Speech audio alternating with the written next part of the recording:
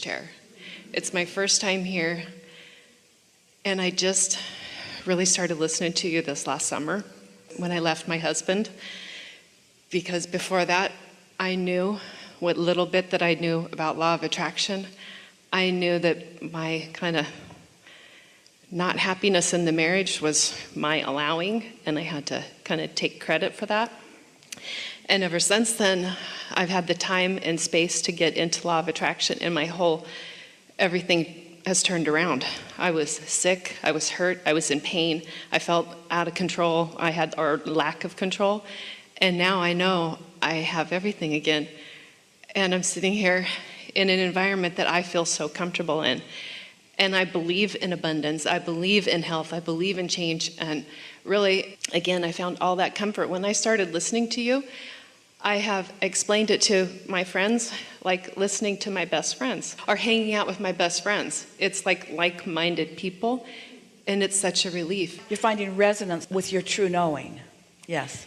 Because the best and the happiest I've ever been in my life, people want to be around me, but then once they are, then they want to start like cutting me back down, because they're like, oh, that can't be that real, or they want it.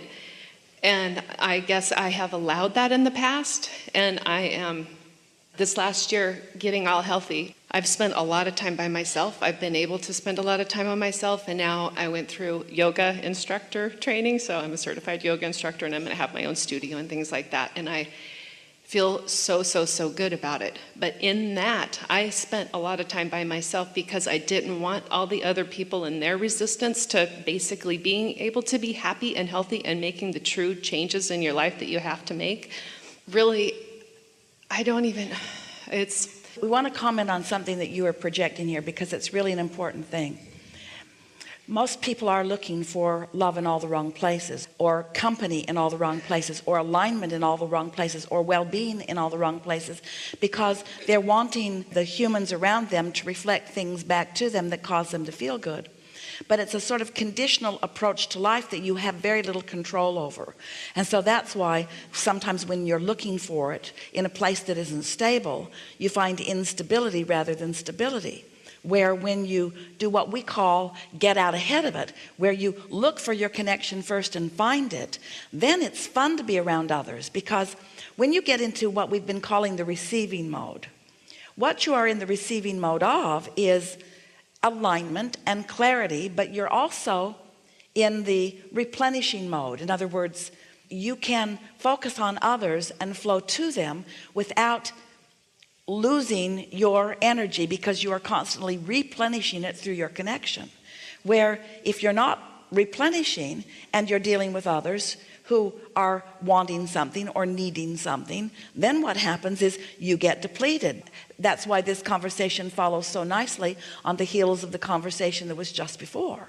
Is because if you are in this place where you are wanting to help people who are in need all of the time, and you are not on a really regular basis returning to your replenishing mode, then in time you get burned out and you begin to experience the repercussions of your own personal depletion. And that's what you figured out wholly on your own, really.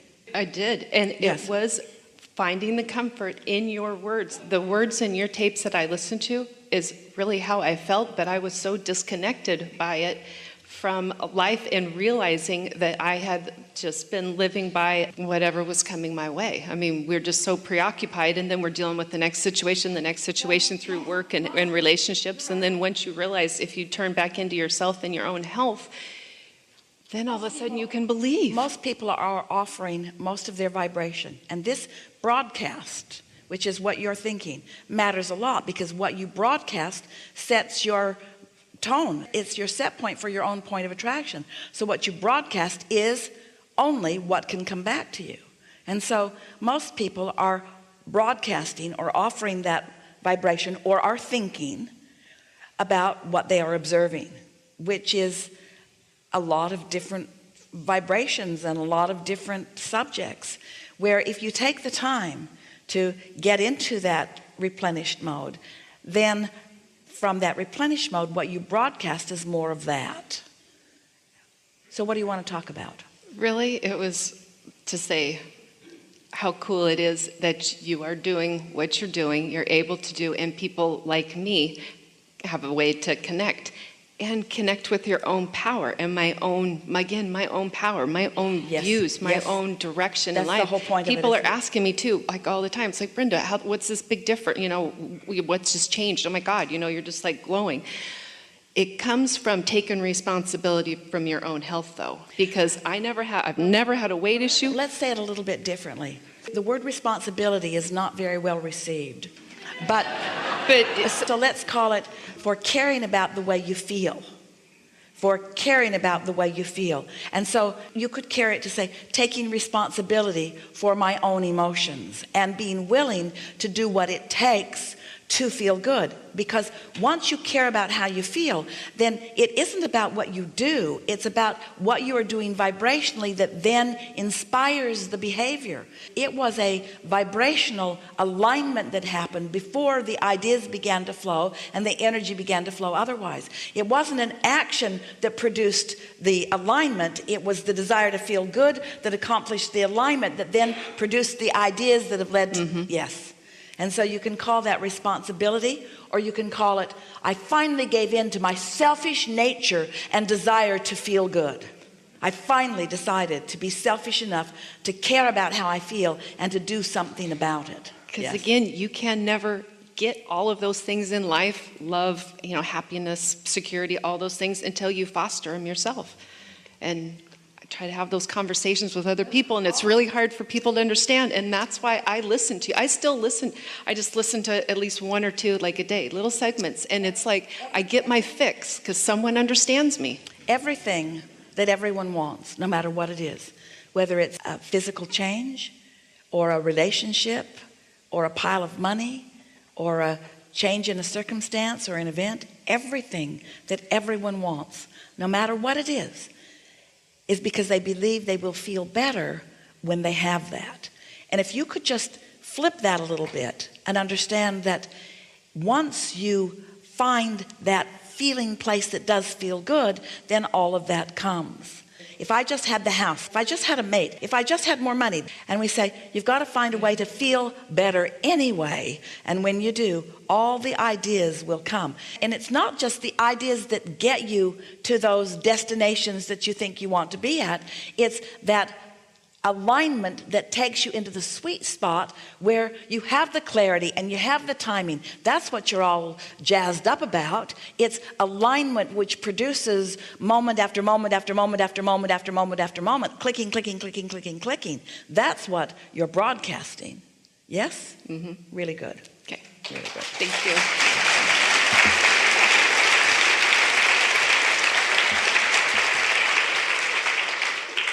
Just one little piece. Yeah. I don't want to be too greedy here on time. All right. This So is a big discussion.